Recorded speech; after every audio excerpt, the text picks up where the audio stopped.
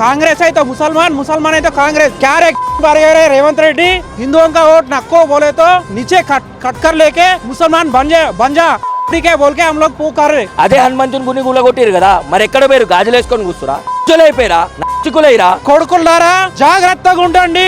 ఎవడెవడు హిందువులకు వేలెత్తి చూపిస్తుండో, ఎవడెవడు ఈ దేశానికి వ్యతిరేకంగా మాట్లాడుతుండో మేమన్నీ గమనిస్తున్నాం. కొడుకులారా, మిమ్మల్ని ఏం చేయాలో మాకు తెలుసు. మమ్మల్ని ఆపశక్తి ప్రపంచంలోనే లేదు.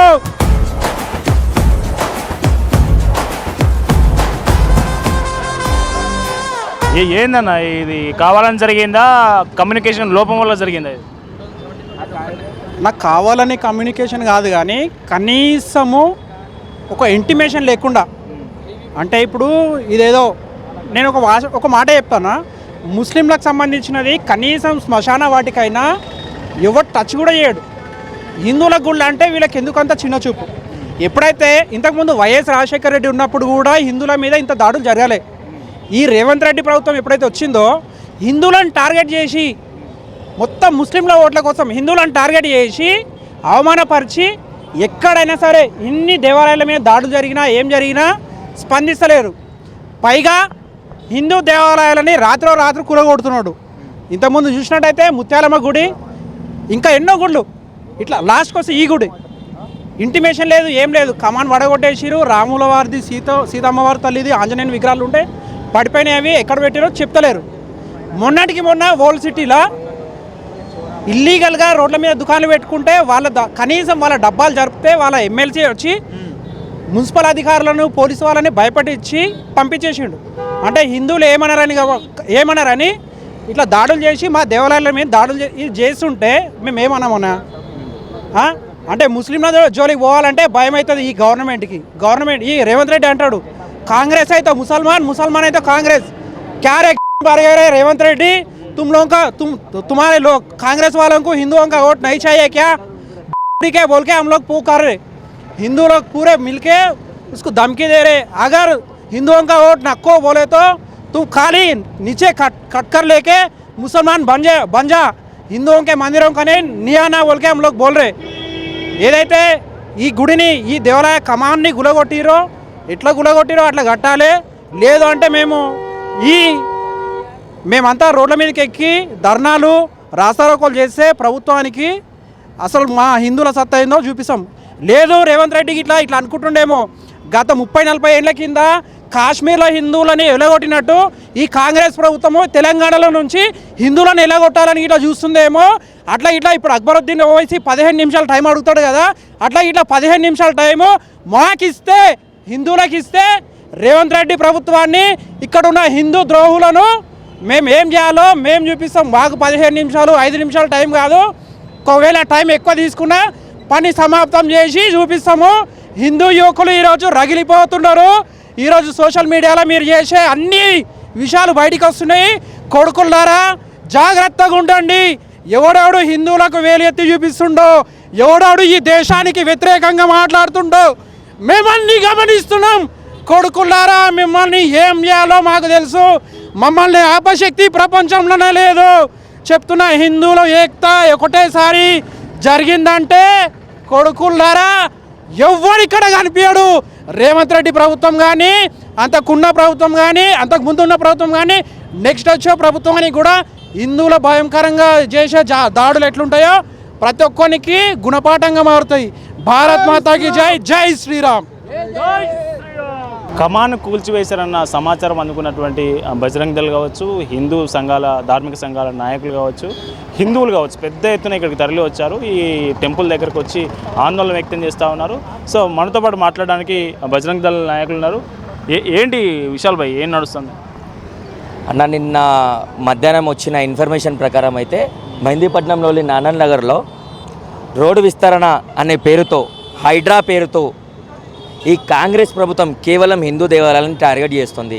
వెనకాల చూసుకుంటే ఒక 300 ఏళ్ళ క్రితం నాటి ఒక హనుమంతుని దేవాలయాన్ని రోడ్డుకు అడ్డంగా ఉందని చెప్పి కూల్చివేయడం జరిగింది.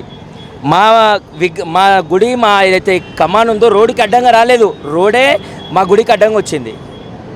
దీన్ని కాంగ్రెస్ ప్రభుత్వము కేవలం వన్ సైడ్ ఒక వర్గానికి కొమ్ము కాసి హిందువులపైన, హిందూ దేవీ దేవతలపైన, హిందూ ఆడపిల్లలపైన అత్యాచారాలకు గుళ్ళు కొడుతున్నారు. బోయిగూడలో ఈరోజు నిన్న మెహందీపట్నంలో ఒకే రోజు 2 గుళ్ళు, ఒకటేమో కమాన్ గుళ్ళ కొట్టడం జరిగింది, ఒకటేమో అమ్మవారిని విగ్రహం ధ్వంసం చేయడం జరిగింది, తీసుకొని పోయి అమ్ముకోవడం జరిగింది ఒక ముసలోడు. వానిపైన ఎఫ్ఐఆర్ అయిందంట. మరి అది ఎంతవరకు నిజమో ఎంతవరకు అవుతామో మాకైతే తెలియదు.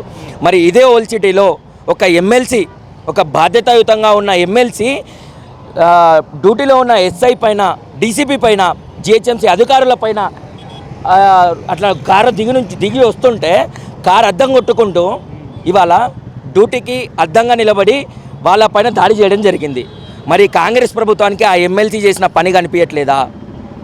వాడు చేసిన ఘనకార్యం ఏంటంటే ఈరోజు కేవలం ఫుట్పాత్ మీద ఉన్న షాపులు ఉన్నాయని చెప్పి కులగొడుతుంటేనే ఒక ఎమ్మెల్సీ వచ్చి స్పాట్లోకి వచ్చి దాన్ని వాళ్ళ షాప్లను గులగొట్టకుండా వాళ్ళకి హెల్ప్ చేసిండు. మరి మా బీజేపీ కార్యకర్తలు ఏం చేస్తారు, లీడర్లు ఏం చేస్తారు, ఎక్కడ పోయారు మా నాయకులు, ఏడికి పోయారు మీరు? మీకు వాళ్ళు ఓట్లే దేనికి వేసినాం? మీ ఇంట్లోకి మీ కొడుకులను బిడ్డలను ఫారెన్లో చదువుకొని ఓట్లు వేయలే. మా గుళ్ళను, మా ధర్మాన్ని, మా సంస్కృతిని కాపాడుకోవాలని చెప్పి మేము ఓట్లు వేసినాం. ఎక్కడరు మీరు ఈరోజు? ఈడ ఎమ్మెల్సీ రెహమత్ బేగ్ అని పేరు. ఆ రెహమత్ బేగ్ అనేటోడు ఈరోజు వాళ్ళకు ముస్లింలకు వన్ సైడ్ పనిచేస్తుండు. మరి ఇదే గోషామైల్ రాయాసింగ్ అడ్డా అంటారు కదా, గోషామైల్లో ఏం పని అండి వానికి? ఈ రాయాసింగ్ ఏడిపోయిండు అంటే నేను వాళ్ళని ఎక్కడ కూడా ఒక రాయసింగ్ మా కార్యకర్త, మా లీడర్, మేము ఆయన కించపరచట్లేదు. కానీ మా యొక్క ఆవేదన 7 మందిని ఎంపీలను గెలిపించినాం, ఎమ్మెల్యేలను గెలిపించినాం. ఎక్కడ పోతున్నారు వాళ్ళు? ఏమిటికి గెలిచిరు, ఏమిటికి పని చేస్తారు, ఎవరికి పని చేస్తారు? మరి మీరు మా డిమాండ్ ఒక్కటే అండి, మా డిమాండ్ ఒక్కటే. మేము ఎవరిని కించపరచట్లేదు, మా హిందూ ధర్మం ఎవరిని కూడా కించపరచాలని చెప్పట్లేదు. మా డిమాండ్ ఒక్కటే, రోడ్డు విస్తరణ పేరుతో, హైడ్రా పేరుతో కేవలం హిందూ దేవాలయాలను కూర్చోవడం అనేది సరికాదు. హిందువులు ఓట్లేసారు, కాంగ్రెస్కి హిందువులు ఓట్లేసారు, ప్లస్ ముస్లింలు ఓట్లేసారు, క్రైస్తవులు కూడా ఓట్లేసారు. ముగ్గురికి సమానంగా చూడండి.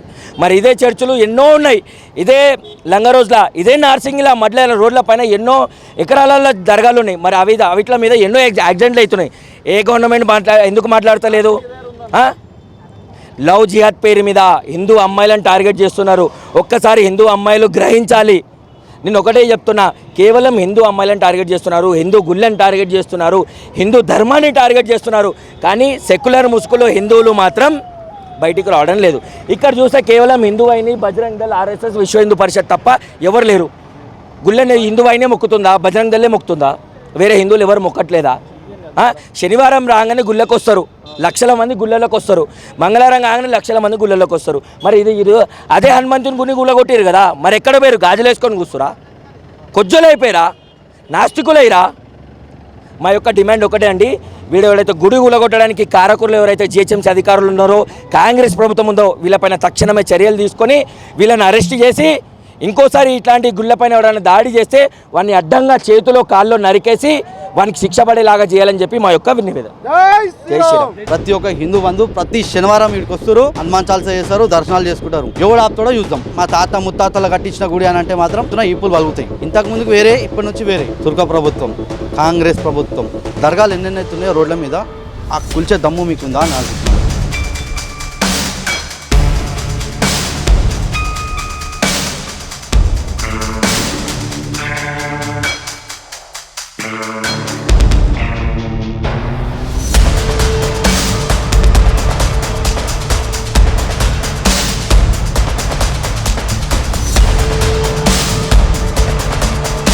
జై శ్రీరామ్. నిన్న ఏదైతే సంఘటన జరిగిందో చాలా బాధాకరం. ఎప్పుడైతే కాంగ్రెస్ గవర్నమెంట్ వచ్చిందో వరుసగా హిందూ గుళ్ళల మీద, హిందువుల మీద దాడులు జరుగుతూనే ఉన్నాయి. నిన్నటికి నిన్న 2 అయినాయి. ఒకటి బోయిగూడలో అయింది, అమ్మవారి విగ్రహం లేవట్టుకుని పోయిండు ఒకడు తురుకోడు.